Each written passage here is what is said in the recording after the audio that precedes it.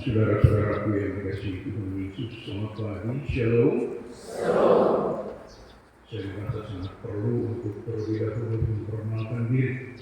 Sebab pasti orang akan bertanya-tanya itu pendeta siapa. Memang nama sudah didengar, tapi mungkin supaya lebih jelas siapa, kenapa sampai dia ada di situ. Jadi saya ini adalah pendeta, lebih tepatnya saya adalah pendeta pensiunan, pendeta emeritus dari Gereja Kudus Maluku. Saya punya teman waktu studi bahwa pendeta Inagui orang Taruh, mungkin orang Taruh banyak yang kenal ya, mungkin ada juga yang kurang, tapi pendeta Inagui itu teman saya, dan dia sedang di sini untuk melakukan tugas kami ada dalam proses penerjemahan Alkitab ke dalam bahasa-bahasa di daerah wilayah pelayanan Gemit, juga di daerah Gemit, di daerah Istiqlal di Sumba juga. Nah, itu berada di bawah apa yang namanya UBB Gemit atau Unit Budaya Bahasa Gemit, dan saya menjadi konsultan untuk penerjemahan itu. Jadi dalam satu tahun saya ada 3 atau 4 kali, tahun ini malah 5 kali saya datang ke sini untuk melakukan konsul atas terjemahan, dan kali ini saya sementara ada dalam terjemahan kitab Kejadian dalam bahasa salah satu bahasa Alor, yaitu namanya bahasa Kabula atau bahasa Abul. Yes. Dan ketika saya di sini, saya kasih tahu ke teman saya bahwa pendeta Inagui bilang, gimana kalau kamu stop harus? Saya bilang, saya sudah sangat lama tidak pernah berkhotbah, jadi mungkin akan takut kalau saya berkhotbah. Tapi ini permintaan yang saya hargai, dan karena itu ya saya melihat bahwa ini cara Tuhan menggunakan setiap orang. Ya, jadi saya pendeta Yopinoya, pendeta emeritus asal BPM, datang di sini untuk konsultan penerjemahan Alkitab bahasa daerah. Nah, sekarang sementara bahasa Amul kita Kejadian. Ya, begitu supaya lebih kenal. Biasa orang bilang tidak kenal tidak sayang ya. Ya. Bapak Ibu Saudara yang dikasihi Tuhan Yesus, hari ini bersama-sama dengan seluruh umat Gereja Masih Injil di Timur atau Gemit, kita memasuki bulan lingkungan. Bagi saya ini sangat menarik karena betapa gereja merasa begitu prihatin, begitu perlu untuk menaruh keprihatinan, untuk peduli terhadap lingkungan. Saya yakin bahwa ini didasari atas kesadaran bahwa peran dan tanggung jawab atas lingkungan itu adalah peran dan tanggung jawab yang berikan. Dan ini tentu didasarkan atas teks-teks suci, dan kita tahu bahwa ada begitu banyak teks suci yang menggambarkan perintah Tuhan bagi umat manusia untuk merawat, untuk mengurus, untuk mengelola, untuk menguasai, dan terutama merawat alam ini. Dan dalam sekian banyak teks suci, kebetulan saya sedang konsul kitab Kejadian, dan saya menemukan bahwa ada 2 teks yang sangat eksplisit, yang terbuka menceritakan tentang bagaimana Tuhan menghendaki manusia peduli dengan alam. Ya, yang pertama itu dari Kejadian pasal 1 ayat 28, kita dapat baca di sana perintah Tuhan. Ya, silakan kita punya Alkitab, Kejadian 1 ayat 28.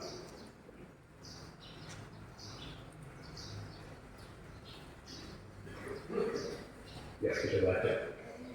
Allah memberkati mereka, lalu Allah berfirman, beraktifilah dan bertambah banyak, penuhilah bumi dan taklukkanlah itu, berkuasa atas ikan-ikan di laut dan burung-burung di udara dan atas segala binatang yang merayap di bumi. Ya, ada lagi satu itu yang tadi yang kita pakai sebagai introduksi kita terhadap pemimpin kita itu. Ya, dalam Kejadian 2 ayat 15 itu.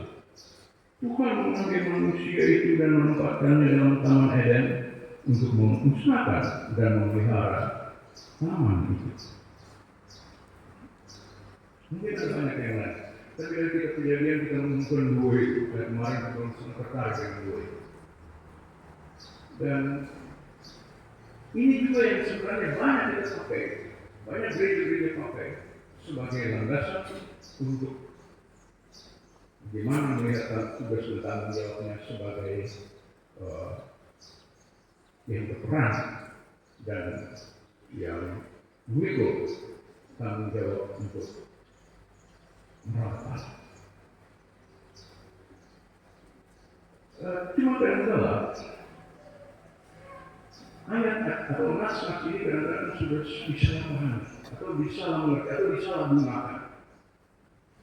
Sebanyak kali orang menggunakan ayat Alkitab itu ya untuk kepentingan tertentu, ya.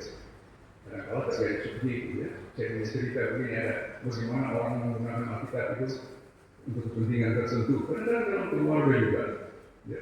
Jadi di satu keluarga ada papa dan mama, ya. Papa dan mama ini memang saling membantu dan pada satu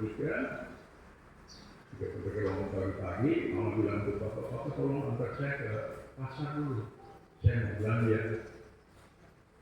Papa bilang, mama pergi aja sendiri, saya lagi barang tidak nyaman.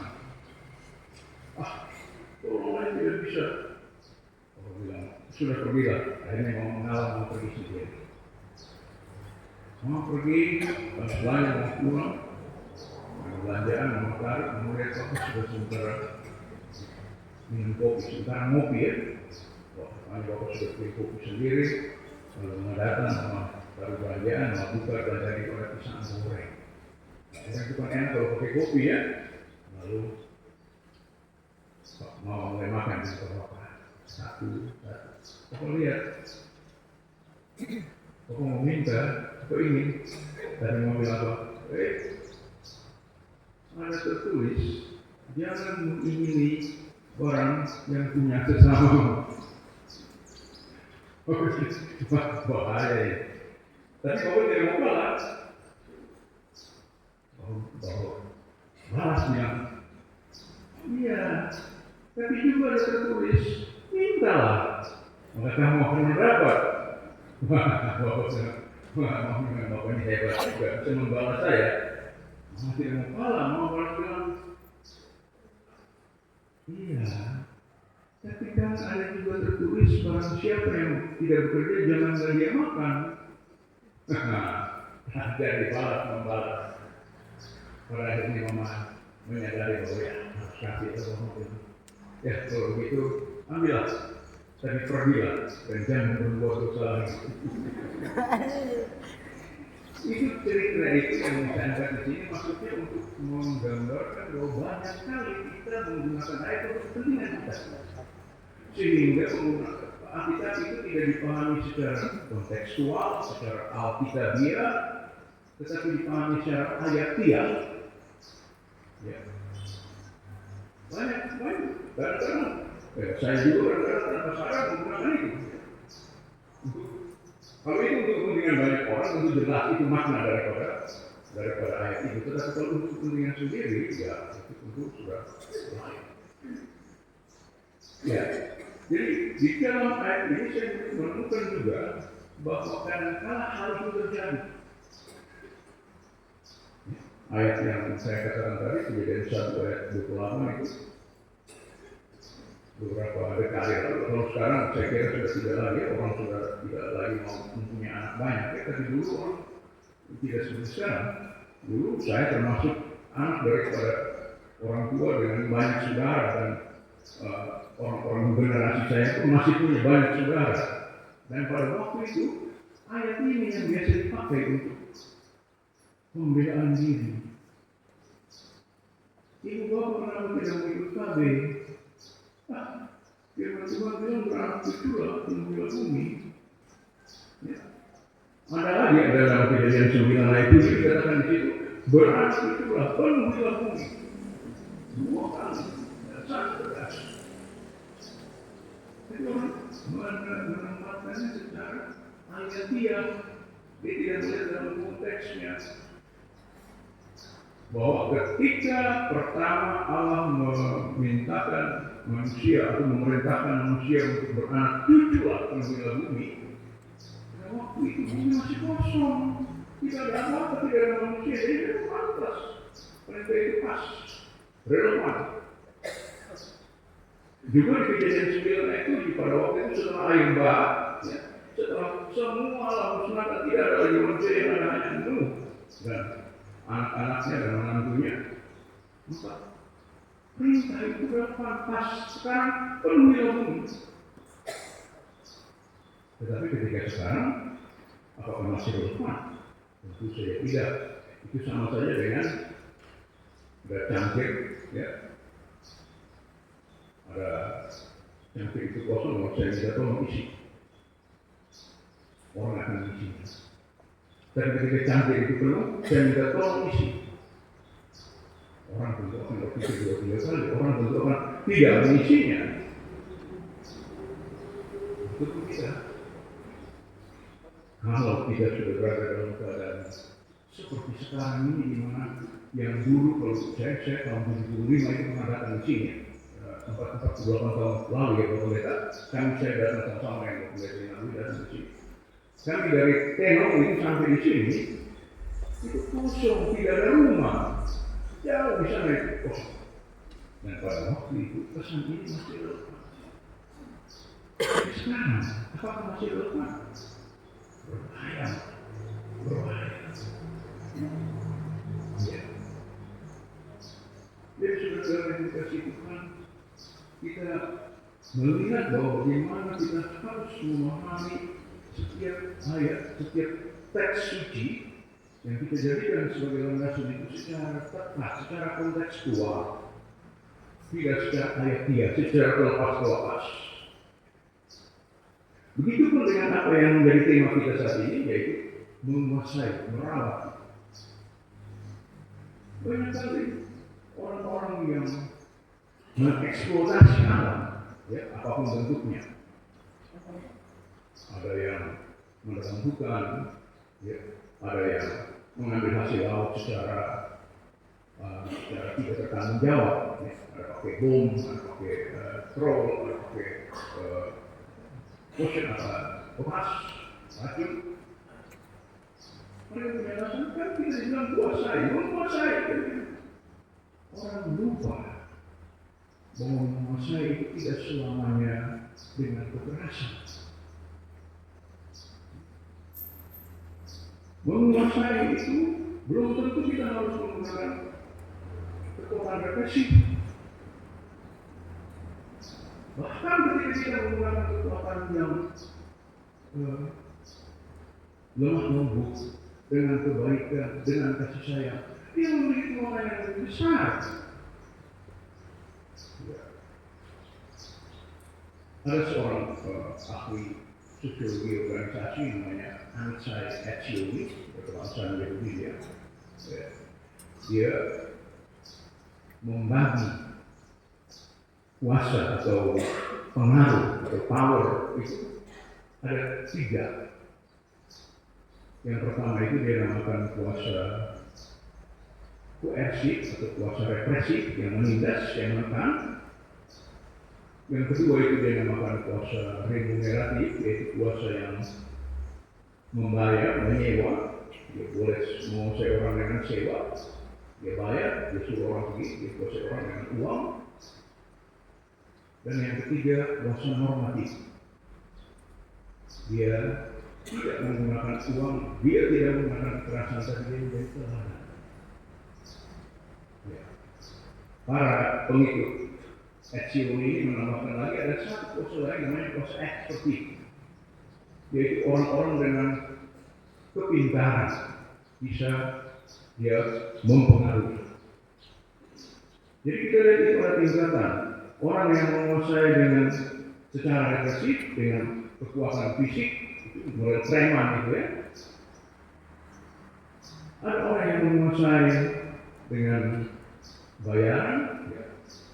Model sekarang orang jual beli apa yang namanya suara itu ya, itu juga kuasaan pakai didapatkan dengan beli. Ada juga yang dia punya akal budi kepintaran.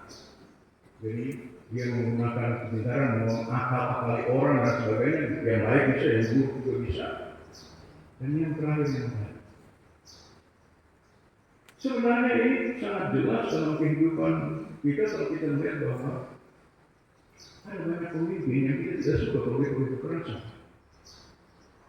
Ada banyak pemimpin yang kita tidak suka kalau dia suruh kita dengan paksa, dengan harus, dengan hukuman dan sebagainya. Mungkin kita suka kalau ada bayaran, tapi itu tidak lama, karena kalau stop bayar tidak kerja. Tapi saya yakin, apalagi kita di Indonesia sekarang ini sudah mengalami itu bahwa kita mulai mencari pemimpin-pemimpin yang normatif, pemimpin-pemimpin yang menunjukkan jalan baik, orang-orang yang bisa mengasihi kita, melayani kita dengan baik. Dan itu yang kita jadikan sebagai pemimpin. Nah, dalam hubungan kita dengan apa yang tadi saya katakan tugas kepada alam, saya melihat bahwa itu juga terjadi seperti itu. Kuasa kita atas alam ini, kuasa kita atas makhluk lain dalam ini juga begitu. Saya ambil contoh saya kita punya misalnya kita punya seekor anjing di rumah. Anjing itu mungkin bisa baik dengan kita karena kita pukul dia, paksa dia. Tapi saya yakin itu dia tidak akan jinak. Tapi anjing itu akan sangat jinak kalau kita baik dengan dia. Bukan saja karena kita kasih makan dia, tapi kalau kita datang kita elus-elus dia, kita punya hubungan dengan dia, bahasa-bahasa yang tidak terucapkan dan kata-kata, dia akan menjadi anjing yang sangat baik. Itu dia menguasai model seperti itulah. Dan itu juga terjadi bukan saja kepada binatang, tapi makhluk alam yang lain. Ya, saya lihat di halaman bapak mereka yang Nabui di rumah di sana itu luar biasa, seperti satu hutan yang ditata sedemikian rupa indah.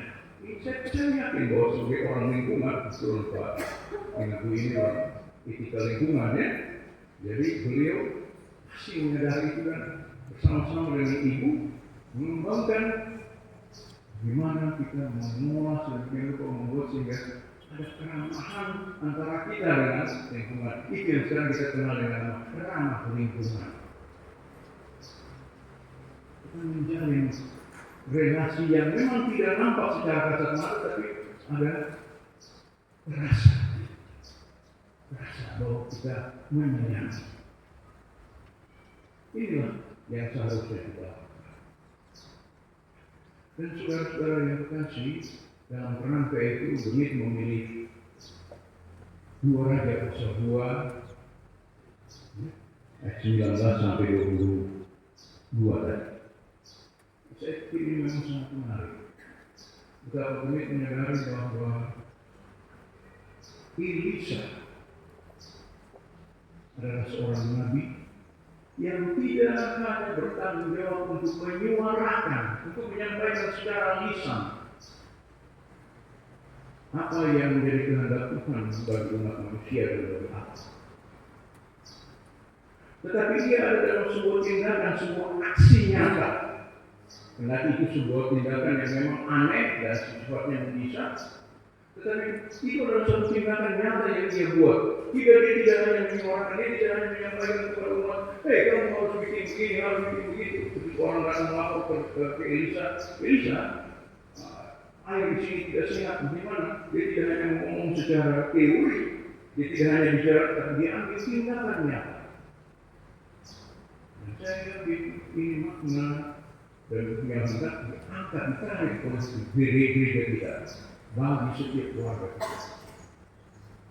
Itu kita tidak hanya membicarakan kecintaan kepada lingkungan, kepedulian kepada lingkungan itu pada tataran percakapan di gereja. Tidak hanya sampai pada bentuk saya khotbah begini atau kita diskusi di sektor atau di unit pelayanan, ya, di kebaktian-kebaktian yang ada. Tapi bagaimana itu dibuktikan dalam bentuk nyata, dan itu membutuhkan daripada kita kepedulian yang memakan tenaga dan waktu. Dia tidak boleh menjadi program yang hanya satu kali dalam setahun atau satu saat. Ya, katakanlah memang kita punya lingkungan sebulan dalam setahun, tetapi paling tidak itu hanya merupakan satu mengingatkan kembali, menggairahkan kembali, supaya sepanjang tahun kita tetap ada dalam kondisi itu, peduli terus pada lingkungan, ramah pada lingkungan. Dan ini adalah bentuk daripada tugas nabi. Sebab gereja yang terdiri dari pejabatnya, pelayannya, dan warganya itu adalah badan, adalah lembaga, adalah institusi yang menyandang tugas kenabian, tugas profetis. Nah, karena itu tindakan-tindakan nabi itu juga harus menjadi tindakan gereja. Dia tidak hanya menyuarakan, dia tidak hanya berbicara pada batas-batas yang lisan, tapi dia mengambil langkah-langkah, berbagai langkah dia tempuh. Jadi kalau ada kegiatan-kegiatan dalam rangka lingkungan, tentu itu bukan merupakan sesuatu yang hanya itu saja. Tetapi kalau dikatakan bahwa kesadaran gereja yang terdiri dari pejabat dan umatnya untuk memikul tanggung jawab, mengambil peran dalam kepedulian lingkungan, dalam merawat lingkungan, maka itu berarti harus setiap hari dari kita. Sehingga saya katakan bahwa satu keluarga gereja yang tahu di mana dia harus buang cup aquanya, yang tahu di mana dia harus membersihkan sampahnya, itu adalah keluarga yang sadar akan peran kenabiannya. Itu bukan sesuatu yang mari kita tidak lihat itu sekedar kebiasaan atau kebersihan. Tapi mari kita lihat itu dalam iman kita bahwa kita sedang melaksanakan tugas kenabian. Meskipun itu kecil, sebab tindakan-tindakan yang besar itu dimulai dari tindakan yang kecil. Kalau satu orang, dua orang sudah sadar bahwa cup aqua atau bekas botol minuman atau bekas makanan kecil itu harus dibuang ke tempat sampah, maka saya yakin kota-kota tidak perlu ada dinas kebersihan. Rumah makan dan sangat bersih. Ya. Kesadaran ini bukan tidak mungkin di luar negeri terjadi seperti itu, ya. Banyak mungkin di antara kita sudah ada ke luar negeri, ke negara Eropa misalnya atau di Australia, itu sudah sadar bahwa kendati memang itu mereka tidak lakukan dalam kerangka iman mereka mungkin, tetapi itu sesuatu yang sudah melekat, sudah menjadi bagian dari kehidupan mereka. Nah, apalagi kalau kita melakukan dalam kerangka iman kita. Saya melakukan ini karena saya tahu bahwa ini adalah tugas kenabian. Saya tidak membuang sampah sembarangan, saya tidak merusak alam, ya. Sebab tanpa kita sadari seperti apa yang kita suarakan dalam diskusi kita sejak awal tadi, kita telah melakukan perusakan besar-besaran. Bapak yang dulu cerita untuk saya dulu, beliau masih berenang di kali ini. Ya, sekarang sudah tidak bisa.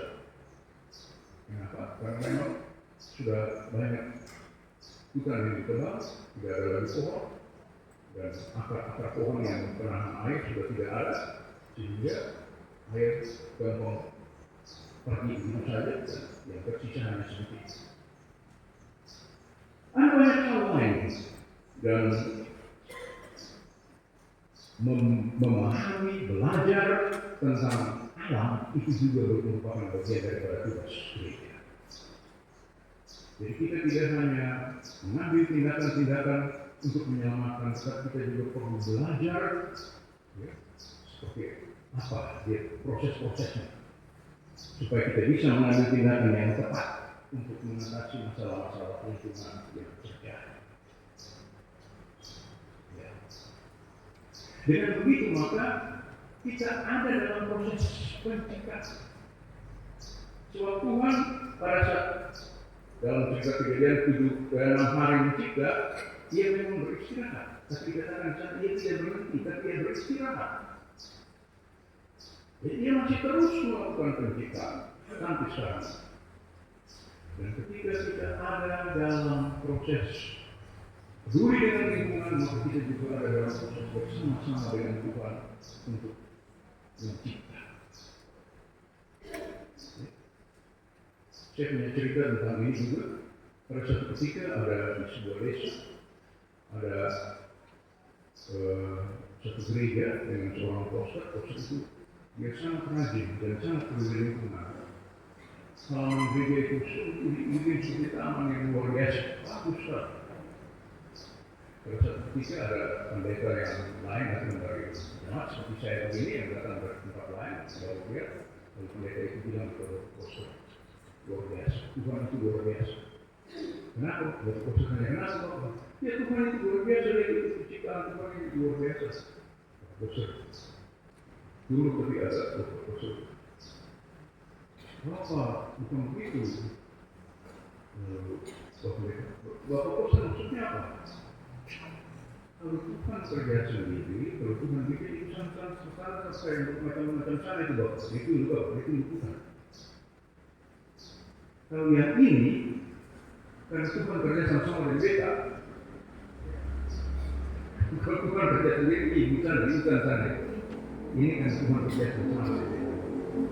Jadi dia bilang bahwa kita bisa menata apa yang sudah ada ini menjadi lebih baik, menjadi lebih indah, menjadi lebih nyaman, lebih bermanfaat. Itu berarti kita bekerja bersama-sama. Kita tidak membiarkan Tuhan bekerja sendiri. Dalam banyak hal memang kita lebih suka membiarkan Tuhan bekerja sendiri dan menikmati hasil kerja kita. Tapi mari kita sadari bahwa itu sesuatu yang tidak nyaman, tidak menguntungkan. Adalah lebih baik, adalah lebih nyaman kalau kita bekerja bersama dengan Tuhan. Kalau kita bekerja bersama dengan Tuhan, ada kebun-kebun, ada sawah, ada kebun-kebun coklat, ada kebun-kebun kelapa, ada di Maluku misalnya tempat saya ada kebun-kebun cengkeh. Ya. Tapi kalau kita membiarkan Tuhan kerja sendiri, tidak ada itu. Yang ada adalah rumput-rumput sana dan sebagainya. Dan itu tentu tidak menguntungkan bagi kita. Karena itu mari kita bersama-sama menyadari bahwa kalau kita melakukan sesuatu demi Allah, apapun bentuknya sekecil apapun, kita sedang melaksanakan tugas karena Dia, dan kita sedang bekerja bersama-sama dengan Tuhan. Saudara akan bertanya, apa itu benar? Ya benar. Seperti yang saya katakan, kalau Tuhan bekerja sendiri, jadi ada Tuhan ridho dan sebagainya. Dan ini berarti sebuah panggilan bagi kita. Bagaimana kita hadir, kita melakukan tindakan-tindakan nyata sama seperti yang dilakukan Elisa. Kita berbuat sesuatu, dan itu dimulai dari mana? Dimulai dari diri kita masing-masing. Dimulai dari apa? Dimulai sejak sekarang, jangan tunggu. Mulai dari rumah kita, biar dia luas sampai mana. Sehingga kota Kupang, Timur, Indonesia, bahkan dunia menjadi tempat yang nyaman bagi kita. Amin.